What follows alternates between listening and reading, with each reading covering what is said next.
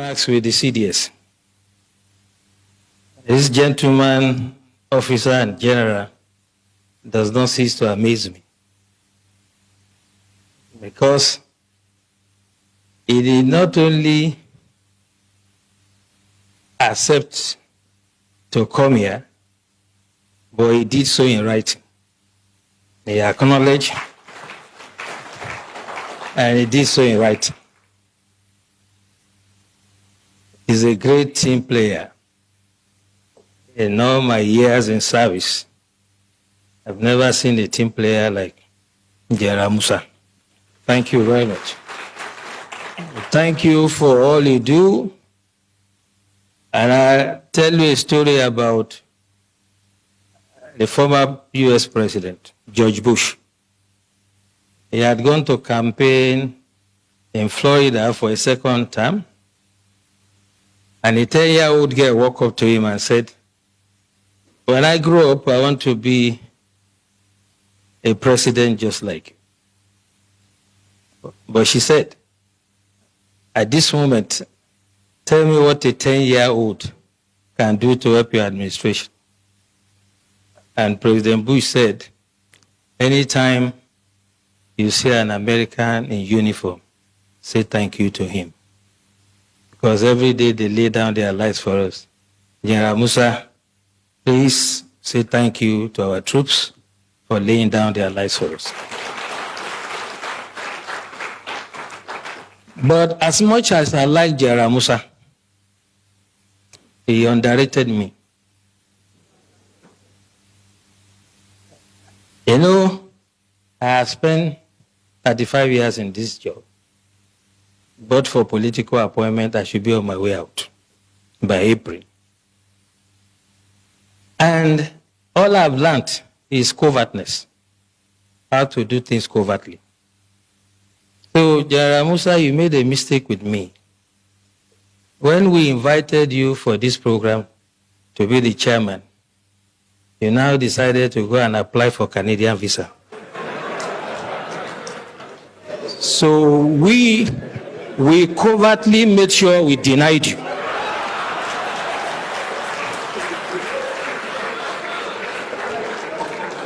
So, my dear General, next time when you hear of DSS,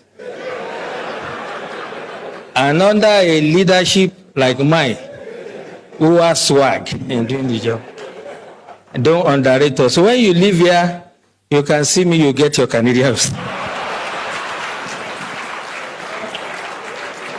We wanted you to be here, so you couldn't have been in Vancouver. Speaking seriously about the practical approach to mobilizing to curb insecurity, I'll share experience with you when I was state director in Bauchi. Most of you will remember an incident in Azari. A group of terrorists, the Boko Haram, then had invaded Azari. They were shooting in an attempt to kidnap, and the community chased them. They killed some members of the community, but the community members killed all of them. The last guy, Khalid, climbed onto a tree and was firing.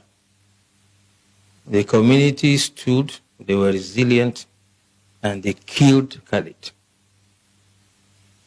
Since that day, there has not been one terrorist attack in Azari.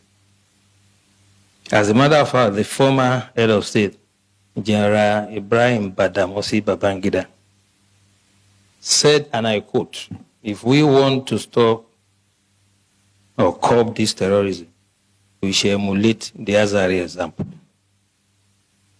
Tafawa Balewa also happened to be a local government in Bauchi that was always in flames. And the people of Bogoro and some part of Tafawa Balewa, where the Sayawas are, rose up on one occasion. They knew their terrain better climb onto trees and mountains. When the invaders came,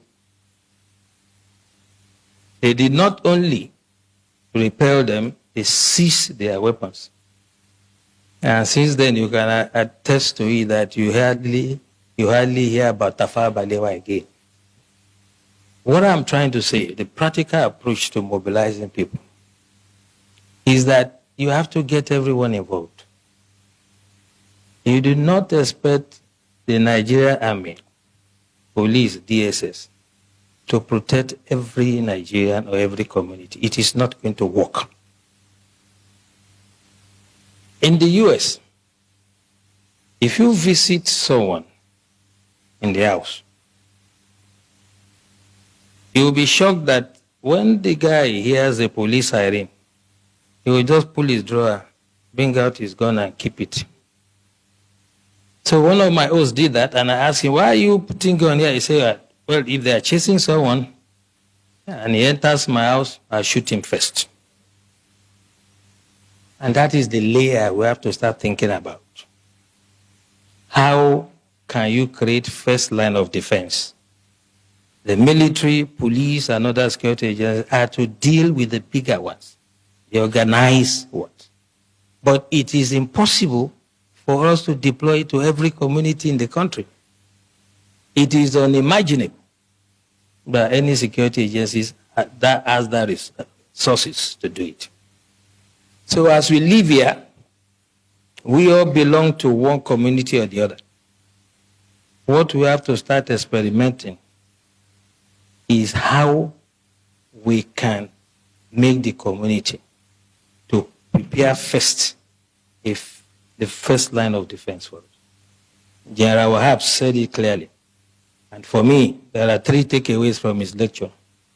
By the way, the general and I were guest speaker at one program in our office, so I'm not surprised that his dexterity. He has developed some sort of expertise in what he does. But 3 things for me. He asked us a question. What is our own culture? Our culture is communal. We do things together. Festival together. Ceremonies together. Wedding ceremony, whatever. So why can't we fight some miscreants, some charlatans among us together? The community should say, you cannot come here. This is what Tafawa Balewa has done. If you go to that community to attack them, you'll be sorry for yourself. I challenge anybody to try it. And this is the way we have to do. We have to allow some level of armament for the communities, and they can serve as the first line of defense. Second takeaway from what the general said. Whole society approach is not the first time we are hearing. But what I'm saying, the way to do it is when we live here, those of us who have some influence, the elites in society, discuss with your communities, come to us, get some sort of approval and guidance, and then we can stop these criminals. You can imagine you call sector, let's say sector 4 or whatever, sector of the army, to come to this community if there's an attack. Before they even arrive there, if they attack another community, what happens? This is what we should take away from here. And lastly, he said something very instructive. By the way, I like Osman. He knows who to give time. Have you seen him around here? He has advised himself. So don't run into trouble like the CDS. Okay, so last thing he said to us, which is quite important, is that we should not make this another talk show. And that's why this is my intervention. That security starts from you. There's nothing that is new. 1870 something, I can't remember. The French Revolution in the street of Paris, they were beheading people. We've had hijack of plane. We'll forget quickly. We've had the wet ear syndrome. We had so many. There's no Matasini and whatever. There will always be security problems. So when I hear people say this is security in Nigeria, as long as human beings exist, there will be security problems. The issue is the response. We have to take that mentality away. What is the security agencies doing? Who, apart from a tree, knows that they want to come and cut him and remain standing? Only a tree. We have to get the communities to rise and defend themselves first. And the time to start it is now. When you move out from here, I do that every day. I come from a village in Ijebu land, Ogun State, and I talk to my people. I know the level of armament they are entitled to. I know how they organize themselves in quarters. We have 4 quarters. I am using my expertise to guide them. You cannot wait for the military to come and do everything. All right, wonderful people. Welcome back to this wonderful channel where we'll bring you back update and information as the hot. In case you have not joined our social media handle, what are you waiting for? Kindly go ahead and subscribe, like, comment, share, and also remember to on your notification button so that whenever our news drop, you go be the first. We'll collect them. Let's go down to the news proper as the hot for the Obodo. Yesterday in Anambra State, Ibrahim, to be precise, in Odumegwu Ojukwu Hostel, a lot of young people has been buried. They lost their life there as a result of Fulani headers attack. Also, I felt it was a reprisal attack as a result of what happened. As a result of what happened in Edo State. And the students who are there in Ibariam in Odumegwu Ojukwu Hostel were running helter-skelter because lots of them, small children, adults, and married women lost their life as a result of that attack yesterday. And the question is, where are we going? Where is the country heading to? A country whereby one stays and he is not safe. And the director of DSS made a comment. He said, "Don't expect army, police, others to protect all of you. Mobilize to defend yourselves against terrorists," DSS chief tells Nigerian. This one is coming from Sahara Reporters. DSS general has asked Nigerians to mobilize or asked the people to mobilize and defend themselves by themselves. He also gave example of some scenarios, places like Tafalo Belowa and the other local governments in the northern part of Nigeria that mobilized and defended themselves against these Fulanis. And the news is that these Fulanis never invaded that particular area again, because these people, had the heart to defend themselves and save themselves from these Fulanis. So what the director of the DSS is saying is Operation Defend Yourselves. Now, Aloy Ejimako said, "Defend yourselves is the same thing Mazen Nnamdi Kanu said that was twisted to justify his extraordinary rendition and charging him for incitement of violence. It's also the same thing that led to the proscription of IPOB and the hounding of young Igbos as terrorists." The thing is that the director of DSS has said this thing. He's another tribesman, and nobody is asking question. And he said this thing in front of General Musa. Of course, he cajoled General Musa as a result of his denial of visa to Vancouver, Canada, where he told Musa that the DSS were the one who made it possible for his visa to be denied. I don't know whether he's trying to cover up for Nigerian government or whether that is a joke or something like that. But defend yourself, self-defense, was the same thing Mazen Nnamdi Kanu was talking about. It was the same thing Simon Ekpa was talking about. Because it is becoming too much that these Fulanis, these heartless Fulani headers, will invade your farm, will eat your crops with their cow without mercy. They will invade villages, mago ụmụnwaanyị nọ there say hose without mercy. They will invade farms, buy the men in the farms without mercy. And the director of DSS is saying that the best way to salvage all these things is through self-defense. And I'm asking, the question is, how do people self-defend themselves without having arms? Because ejiri aka achụ ife na-ata alụ. You cannot be defending yourself from a terrorist that has arms. Meanwhile, you yourself, you are armless. And the DG of DSS is telling you to defend yourself. Defend yourself as in how?